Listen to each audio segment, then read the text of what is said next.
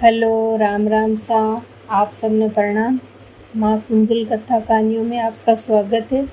आज मैं आपने राधा अष्टमी व्रत कथा सुना रही हूँ। सुनो। एक सेठ था, वो बहुत पैसे वाला था, सब कुछ था, लेकिन उसके बेटी नहीं थी। ऐसे करते करते वो रोज़ राधा रानी के मंदिर जाता और बोलता, हे राधा रानी मुझे भी एक बेटी दे दो, लेकिन उसके बेटी नहीं थी। एक दिन वो साधु के पास गया और बोला कि मैं क्या करूं, मेरी बेटी नहीं है। तो साधु ने कहा आप राधा रानी को बेटी बना लो। फिर वो राधा रानी को बेटी मानने लगे। एक दिन त्योहार आया तो सेठ ने मणियारी को बुलाया और बोला कि मेरे घर जा और 4 बहुओं को और एक सेठानी को चूड़ी पहना के आ, पैसे मेरी दुकान से ले लेना।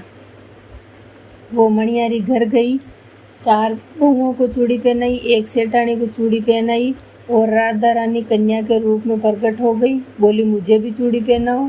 फिर उसको भी चूड़ी पहनाया और वो दुकान गई। दुकान जाके बोला कि सेठ जी मैंने चूड़ी पहना दी है, पैसे दे दो। सेठ जी ने कहा कितने पैसे देना है? बोले 6 जनियों को चूड़ी पहनाई। तो बोला 6 तो कौन है? 4 बहू हैं और एक सेठानी, 6 को किसको चूड़ी पहनाई? झूठ बोल रही हो क्यों? नहीं सेठ जी मैं गरीब हूँ, पर पैसे ईमान के लेती हूँ, झूठ नहीं बोलती हूँ। सेठ ने उनको 5 चूड़ियों के पैसे दिए, 6 का दिया नहीं। मणियारी बेचारी उदास होकर घर चली गई।